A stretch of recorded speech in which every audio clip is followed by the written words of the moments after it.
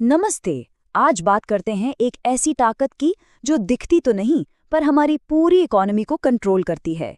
एक ऐसा नाम जो हम सबने सुना है, भारतीय रिजर्व बैंक यानी कि आरबीआई। चलिए आज इसी के बारे में थोड़ा और गहराई से जानते हैं।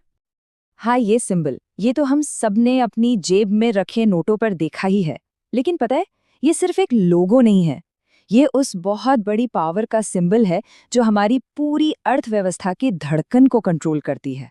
अब सवाल ये है कि ये आखिर करता क्या है और कैसे करता है। चलिए समझते हैं। तो शुरुआत से शुरू करते हैं। हर बड़ी संस्था की तरह आरबीआई के बनने के पीछे भी एक कहानी है। इसकी जड़ें उस समय में है जब भारत को अपने इकोनॉमिक फ्यूचर को सिक्योर करने के लिए एक बहुत ही मजबूत नींव की जरूरत महसूस हो रही थी। तो हुआ यूं कि सबसे पहले हिल्टन यंग कमीशन ने एक सेंट्रल बैंक बनाने का सुझाव दिया। इसी सुझाव के आधार पर 1934 में आरबीआई एक्ट पास हुआ, जिसने पूरा कानूनी ढांचा तैयार कर दिया। और फिर ठीक एक साल बाद 1 अप्रैल 1935 को भारतीय रिजर्व बैंक ने ऑफिशियली काम करना शुरू कर दिया। ये वो तारीख थी जब भारत ने अपनी आर्थिक तकदीर अपने हाथों में लेने के लिए एक बहुत बड़ा कदम उठाया था। ठीक है, तो बैंक तो बन गया, लेकिन हम सब जानते हैं कि किसी भी चीज के लिए शुरुआती साल कितने क्रूशल होते हैं, है ना? तो चलिए देखते हैं कि अपने पहले कुछ सालों में आरबीआई ने कैसे शक्ल ली और क्या-क्या बड़े बदलाव हुए। यहाँ एक मजेदार बात है। क्या आपको पता है कि आरबीआई का पहला हेडक्वार्टर कोलकाता में था? जी हाँ, लेकिन सिर्फ 2 साल बाद ही 1937 में इसे परमानेंटली मुंबई शिफ्ट कर दिया गया और तब से लेकर आज तक मुंबई ही भारत की फाइनेंशियल कैपिटल बनी हुई है। और फिर आया एक बहुत ही अहम साल, 1949। इस साल 1 जनवरी को एक ऐसा फैसला लिया गया जिसने आरबीआई का पूरा कैरेक्टर ही बदल दिया। इसका राष्ट्रीयकरण कर दिया गया। अब इसका सीधा मतलब ये था कि ये बैंक अब प्राइवेट शेयर होल्डर्स का नहीं रहा, बल्कि पूरी तरह से भारत सरकार का हो गया। मतलब अब ये देश के लिए काम करने वाली एक सरकारी संस्था बन गई। एक प्राइवेट बॉडी से एक नेशनल एसेट बनने का ये एक बहुत बड़ा कदम था। तो ये तो थी हिस्ट्री की बात। पर आज आरबीआई असल में करता क्या है, इसकी असली पावर क्या है और कैसे ये हमारी इकोनॉमी पर इतना असर डालता है। चलिए अब इसके मेन फंक्शंस को समझते हैं। देखिए, इतने बड़े काम को संभालने के लिए कि बहुत ही मजबूत टीम की जरूरत तो पड़ेगी ही।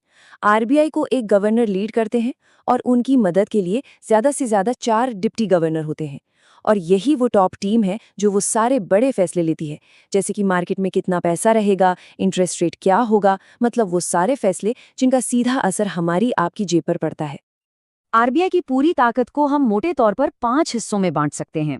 सबसे पहला और सबसे जरूरी, ये नोट छापता है। जी हाँ, हमारी जेब में जो भी कैश है वो यहीं से आता है। दूसरा, ये सरकार का बैंकर है। सरकार के सारे खाते यही मैनेज करता है।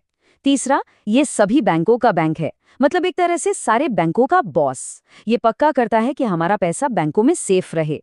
चौथा, और ये बहुत इंपॉर्टेंट है, ये ब्याज दरें तय करके महंगाई को कंट्रोल में रखता है। होम लोन की ईएमआई कितनी होगी, इस पर भी इसका असर होता है। और पांचवा, ये देश के फॉरेन करेंसी रिजर्व का रखवाला है। तो आसान भाषा में कहें तो ये हमारी इकोनॉमी का इंजन भी है और गार्ड भी। तो ठीक है, ये सब तो बड़े बड़े काम हो गए, लेकिन इन सब का हमारी रोजमर्रा की जिंदगी से क्या लेना देना है? असल में आरबीआई एक अनदेखे हाथ की तरह काम करता है। इसके फैसले हमारी जिंदगी के हर हिस्से पर असर डालते हैं। हमारी सेविंग्स पर कितना ब्याज मिलेगा, इससे लेकर बाजार में सब्जी के दाम क्या होंगे, कहीं ना कहीं ये सब इसके कंट्रोल से जुड़ा है। और यही बात हमें भविष्य के एक बहुत बड़े सवाल पर लाकर खड़ा कर देती है। आज की ये जो तेजी से बदलती डिजिटल दुनिया है, जिसमें क्रिप्टो करेंसी और डिजिटल पेमेंट्स का जोर है, इसमें भारत का ये आर्थिक संरक्षक, ये इकोनॉमिक गार्डियन खुद को कैसे बदलेगा, ये एक बहुत बड़ा सवाल है। और इसका जवाब ही भारत के आने वाले इकोनॉमिक फ्यूचर की कहानी लिखेगा।